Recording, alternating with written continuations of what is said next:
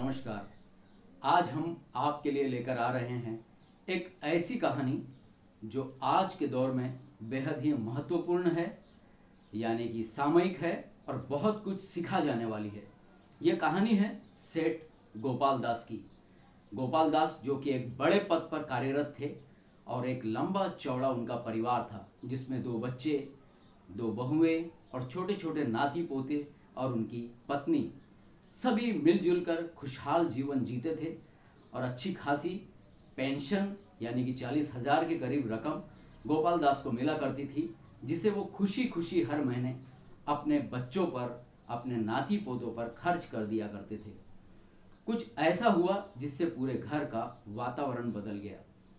हुआ यूं कि एक दिन गोपाल दास अचानक कहीं बाहर से लौटे और उन्होंने शिकायत की कि उन्हें कुछ खांसी आ रही है, कुछ छींक आ रही है, और देखते ही देखते थोड़ी देर में उन्हें तेज बुखार भी होने लगा। अब धीरे धीरे ये बात जब लोगों को पता चली तो लोगों के मन में ये आशंका हुई कि कहीं उन्हें कोरोना वायरस ने तो नहीं जकड़ लिया है। और ऐसी आशंका के बलबूते पर क्या घर वाले और क्या बाहर वाले सभी उनसे कन्नी काटने लगे और देखते ही देखते गोपाल दास अकेले पड़ गए। बस फिर क्या था, बहुओं ने आओ देखा न ताओ और अपने पतियों से कहा कि पिताजी की चारपाई को उठाकर स्टोर रूम में लगा दी जाए। और पिताजी की चारपाई को उठाकर स्टोर रूम में उस जगह लगा दिया गया जहां पर रहता था एक कुत्ता, मार्शल। ये वही मार्शल था जिसे आज से कुछ साल पहले बिल्कुल छोटे से पिल्ले को घायल अवस्था में गोपाल दास उठा कर लाए थे। उसकी सेवा की, दवाइयाँ की, और जब मार्शल ठीक हुआ तो तब से लेकर आज तक वो अपने मालिक को बेहद पसंद करता है। उनके बिना एक पल भी रहना उसे गंवारा नहीं है। एक तरफ जब गोपाल दास को कोरोना वायरस के डर से मार्शल कुत्ते के कमरे में ठहराया गया तो मार्शल के लिए तो जैसे खुशी का कोई ठिकाना ही नहीं था, लेकिन दूसरी ओर गोपाल दास बिल्कुल बुझ से गए थे। वो मन ही मन सोचते रहते कि देखो आज कैसा दिन आ गया है कि मुझे कुत्ते के कमरे में रहना पड़ रहा है। न उनका खाने में मन लगता, न पीने में। वो बेहद ही कमज़ोर हो चले थे। इसी दौरान घर के ही किसी सदस्य ने इस बात की सूचना भी दे दी थी कि उन्हें शायद कोरोना वायरस हो चुका है। और पुलिस डिपार्टमेंट की ओर से, डॉक्टरों की टीम की ओर से एक सूचना भी आ चुकी थी कि किसी भी वक्त वो लोग गोपाल दास को लेने के लिए आ सकते हैं। घर वाले और आसपास के गांव वाले सभी लोग उनसे दूरी बनाने में ही अपनी भलाई समझते थे। 2-3 दिन हो गए थे गोपाल दास ने कुछ खाया पिया नहीं था। जब ये बात पड़ोस में पता चली तो एक बुढ़िया लाठी टेकते हुई गोपाल दास के घर आई और गोपाल दास की पत्नी से कहा, अरे तू तो उनकी अर्धांगिनी है, कम से कम तू तो सोच कि इन्होंने कुछ खाया पिया नहीं है। कम से कम उन्हें खिला पिला कर तैयार रख ताकि डॉक्टर जब आएँ तो कम से कम घर का खाना खाकर तो वो हॉस्पिटल जाएं।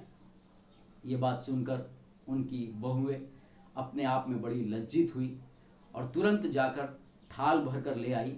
लेकिन उन्होंने भी वो थाल अपने ससुर को देना उचित नहीं समझा। वो थाल लेकर मम्मी के पास आई कि माता जी आप ही ले जाकर पिताजी को ये भोजन करा दीजिए। कांपते हाथों से गोपाल दास की पत्नी ने वो थाल को पकड़ा। मन ही मन वो बेहद घबरा रही थी कि कहीं ये कोरोना वायरस उसे खुद को भी ना जकड़ ले, क्योंकि ये बीमारी है ही ऐसी। अगर किसी को छू लो, किसी ने खांस दिया, किसी ने छींक दिया, तो ये वायरस एक से दूसरे इंसान पर आसानी से पहुंच जाता है। इसी खौफ को आजकल सभी टीवी पे देख रहे हैं। जब ये बात उनके पत्नी को भी पता चली ही गई थी तो उन्होंने वो थाली को सोचा कि मैं दरवाजे से ही सरका देती हूँ और मेरे पति इसको खा लेंगे। ये सोचकर वो थाली लेकर कुत्ते के उस कमरे में पहुंची, स्टोर रूम में पहुंची, जहां मार्शल और उसके पति का रहने का इंतजाम किया गया था। थाली दरवाजे से सरकाते हुए उनकी पत्नी ने कहा कि आप भूखे हैं, कुछ खा लीजिए। एक ठंडी सांस लेते हुए गोपाल दास ने कहा कि उन्हें बिल्कुल भी भूख नहीं है और न उन्हें कुछ खाने पीने की इच्छा है, इसलिए घर वालों से कह दो कि बेवजह परेशान न हो और उन्हें अकेला छोड़ दे। बस ये बातचीत चल ही रही थी, तभी अचानक एम्बुलेंस का सायरन सुनाई पड़ा और डॉक्टरों की टीम पुलिस दल के साथ नीचे उतर चुकी थी और गोपाल दास को लेने के लिए सभी लोग तैयार थे। गोपाल दास भी यहाँ से अब जाना ही चाहते थे। तुरंत उठ खड़े हुए और एम्बुलेंस की ओर चलने लगे। तभी अचानक उनके मन में कुछ ख्याल आया और रुक कर वो अपने मकान को देखने लगे। न जाने क्या उन्होंने सोचा। फिर ऊपर देखा तो उनके बेटे, बहू, नन्हे नन्हे बच्चे सब उन्हें बाय बाय कर रहे थे। कोई नमस्कार कर रहा था। उन्होंने एक फीकी मुस्कान फेंकी और उसके बाद पलटकर अपने दरवाजे की चौखट को चूमा, उसको नमस्कार किया और तेज कदमों से एम्बुलेंस में जा बैठे। बस फिर क्या था, सब तो अपनी जगह पर ठिठके हुए थे, लेकिन अगर कोई नहीं रुका तो वो था मार्शल।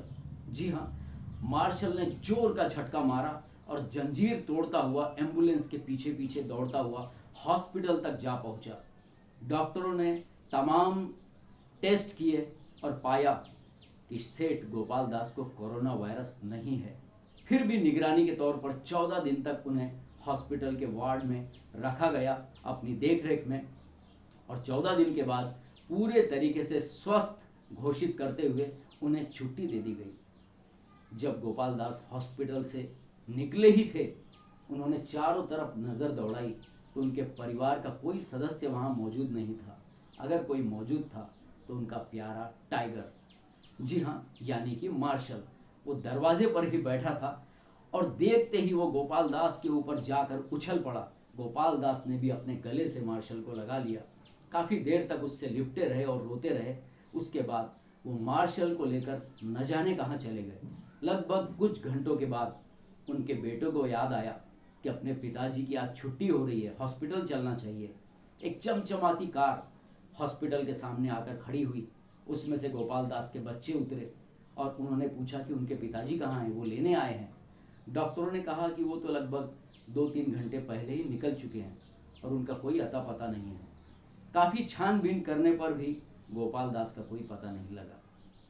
आखिर बच्चों ने परेशान होकर अखबार में अपने पिता के फोटो के साथ एक इश्तिहार दिया। कहा कि जो भी व्यक्ति गोपाल दास को ढूंढ कर लाएगा या उनका पता बताएगा, उसे पूरे 40,000 रुपये इनाम में दिए जाएंगे। लेकिन गोपाल दास का कोई पता नहीं चला। दोस्तों, ये वही 40,000 रुपये थे जो हर माह पेंशन के रूप में गोपाल दास को मिला करते थे। सच में दोस्तों, गोपाल दास तो न जाने कहाँ चले गए। अपनी मौत से पहले ही अपने परिवार से वो दूर हो गए, सदा सदा के लिए। इस कदर वो टूट चुके थे।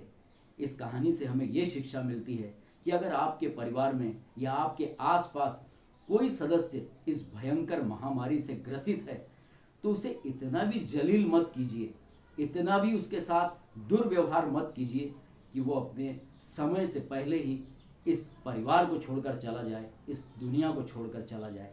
हाँ, सावधानी ज़रूर बरतिए, मुंह पर मास्क लगाइए, अपने हाथों को साफ रखिए, बार बार धोइए, पूरे कपड़े बार बार कवर करके रखिए, धोते रहिए और पेशेंट से दूरी बनाकर रखिए। लेकिन कोई ऐसा काम मत करिए कि पेशेंट का दिल आहत हो।